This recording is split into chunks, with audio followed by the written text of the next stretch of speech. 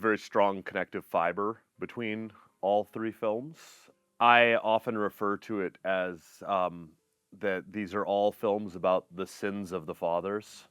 They're all movies about poor decisions being made in the past that affect the present.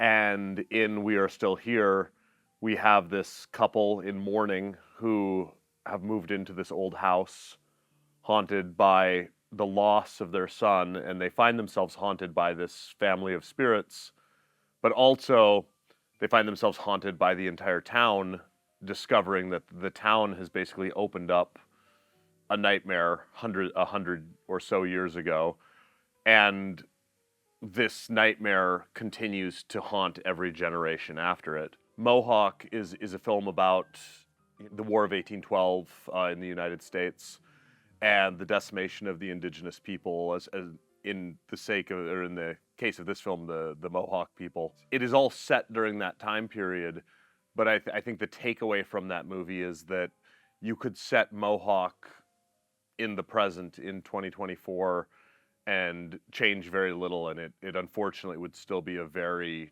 true story about just, the bad guys in Mohawk tried to make America great the first time by getting rid of all the people of color, by all the people with different religions, by all the people who were queer or, any sort of difference.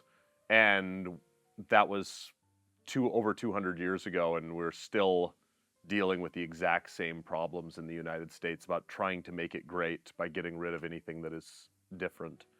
And Brooklyn 45 has a very similar tone in that it's set at the end of World War II, 80 years ago roughly. And it's dealing with paranoia and not trusting your neighbors and not trusting your friends, and discovering that a lot of people that you might know or trust are actually really racist or really sexist or just kind of shitty in general. And again, I think we have so much to learn from the past, and we're doing such a bad job at it. Like we should absolutely be paying attention to the mistakes that our forefathers have made and trying to correct from there. And instead, we seem to be taking these big step back. So that's kind of what all three of my films are about. And obviously, they're all period pieces. That's something that I stand very strongly by as a filmmaker. I really dislike the present a lot. So any opportunity I have to escape the present, I will gladly take it.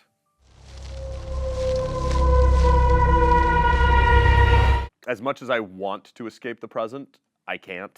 I'm very political. I'm very socially minded. And so if I'm going to tell a story set in the 1800s or in the 1940s or the 1970s, I'm carrying with me a lot of baggage from today. And that baggage will absolutely find its way into our art. And I am personally drawn to art, namely horror, that is also very political and it also is very socially minded. I mean, one of my favorite filmmakers, as I think is likely one of all of our favorite filmmakers, is the late George Romero, who is an incredibly political person, and it is impossible to watch almost any of his films without seeing the politics and the social beliefs of the man behind it. And I think that makes those movies so much more engaging and so much more powerful. One of the greatest ways to teach people about social issues, about economic issues, is through the lens of genre films. We can secretly, or even not so secretly, push our agendas through these films, and I think that's important. And you'll oftentimes hear people on the other side of the political spectrum saying, oh, this artist made this movie and it's so political. It's like, good, it's supposed to be. And it's like, oh, they're just pushing their agenda. Good, push your agendas. Like if you believe in things, if you believe in gay rights, if you believe in equality for minority people, like tell that to people. Tell people how important that is. It doesn't matter if people disagree with you or they don't like it, it's your art, it's not theirs. So yeah, no, it's deeply important to me, and I do try to put a lot of myself and my agendas into my films.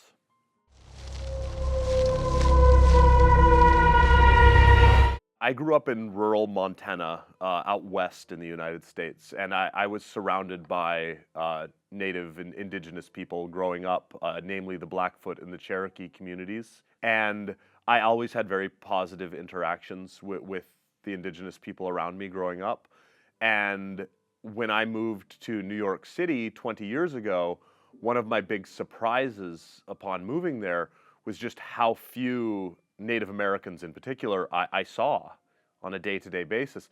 New York City is this incredible melting pot of people, and you see people from all over the world, and you see every color of skin, and I found myself actively looking for Native American people, and I was so surprised to not see them because I grew up seeing Native American people everywhere. And one of the things that I learned very shortly after moving to New York was that a great amount of Manhattan, where I live, was built by the Mohawk people. Most of our great skyscrapers were built by the Mohawk people. And I suddenly became very interested in who these people were because growing up, when I heard the word Mohawk, all I thought of was the haircut. And I knew that the haircut was derived from an indigenous people, but I did not know the history of these people.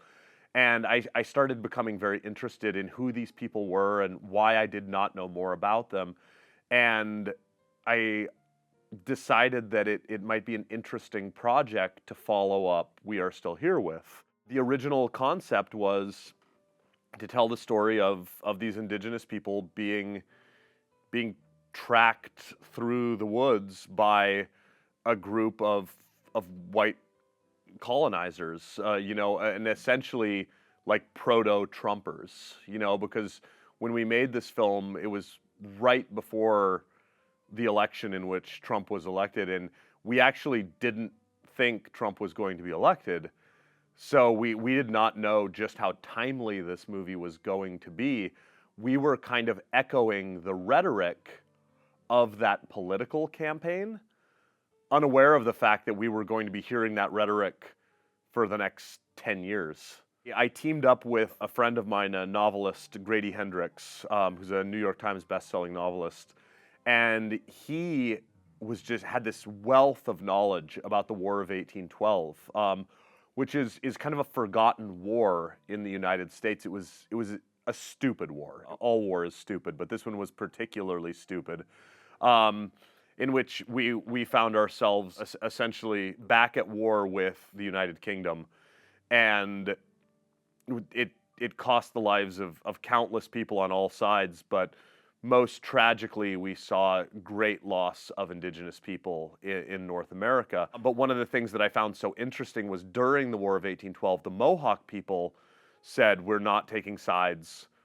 Basically, we don't like either of you. So leave us alone. We're not taking sides. We're not going to kill any colonizing Americans. We're not going to kill any British. We're just stepping back from this." And I thought, it's a very interesting concept, but what about the young people? Like, what about young Mohawk people? Like, I remember being young and my family not taking sides politically, and I was like, no. We need to take a side. These people are wrong, these people are right. And I decided to write a story. Essentially, Mohawk begins with a very brash young Mohawk man lighting fire to an encampment of colonizing Americans and killing almost all of them. But a small contingent of those men get out and realize what's happened and start chasing down this young Mohawk man and his two partners. It started to snowball into a more complex story that I really loved more and more every day as I worked on it, because just like in Brooklyn 45, no one in Mohawk is good and no one is bad. Everyone is shades of gray, which is really what war is. Good people make bad decisions, bad people make good decisions, and that's ultimately what both Mohawk and Brooklyn 45 are about. The most complex thing in the film was balancing how do you write for Indigenous people being a white person. And I really started to realize the more that I worked on this screenplay that I needed to be in touch with the Mohawk community. I reached out to the Mohawk community. I got their advice. We cast a Mohawk actress in the lead role who was so valuable in giving her advice, both personally and historically, on her people. And I started to realize that this movie was also my story, in that the shitty white Americans who are hunting them down, they are my ancestors. This is where I came from. I would not be living in America if it was not for these murderous colonizers. They are my story.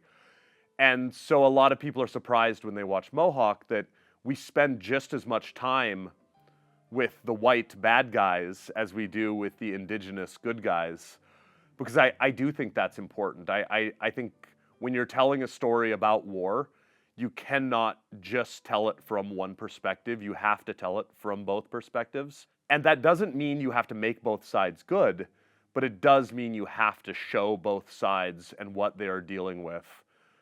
Because, as I said, when you do that, you will see good people making bad decisions and bad people making good decisions. And that's such an important part of everything we are going through still to this day. Believe it or not, it's actually coincidence that Ezra Buzzington plays a power-mad military colonel in both films. They both 100% believe that they are the good guy, and that the only thing that matters is the future of America. And if they can save the future of America, it does not matter how many bodies they have to step over along the way. And that is very much the mentality of, unfortunately, so many Americans right now, especially the people on the right who are following the rhetoric of Donald Trump.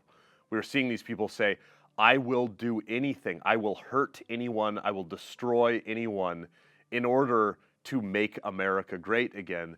But if you have to step across corpses to make something great, you're not doing it right.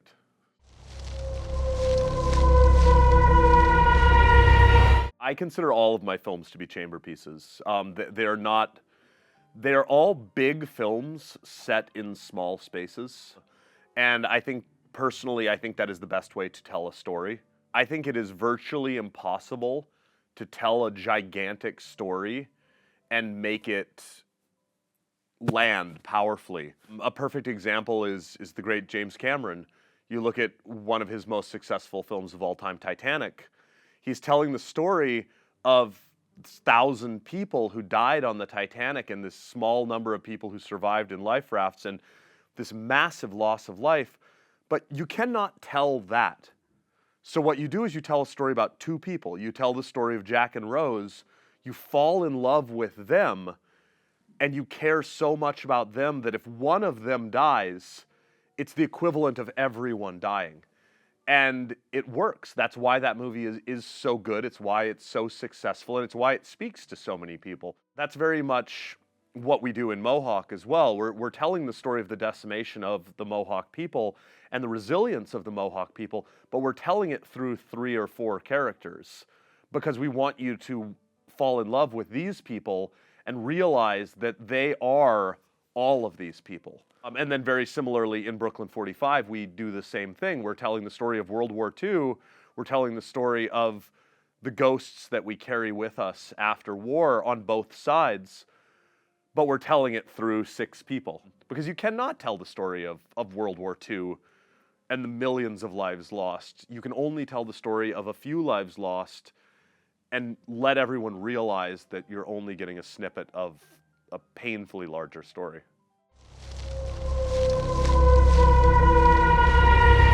In the case of Brooklyn 45, yes, we're telling a story about war crimes. We're telling a story about a potential Nazi spy. We're telling a story about friends who have kept painful, agonizing secrets from their friends. We're talking about a closeted gay man who's realizing that his friends who he thought were welcoming of his sexuality potentially aren't. But just like Romero, you don't want to just bash it over the head of people. Like, we go to the movies to have fun, even with dramas, even with heavy films.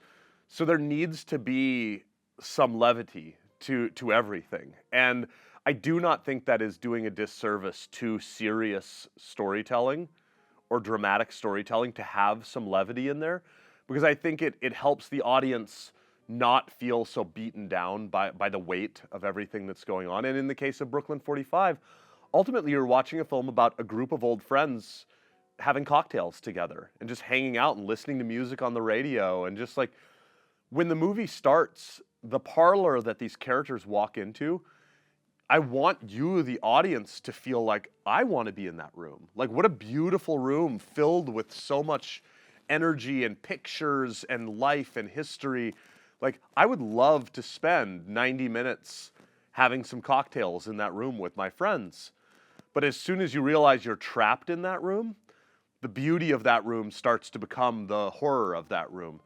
I did not want that room to feel like a haunted mansion.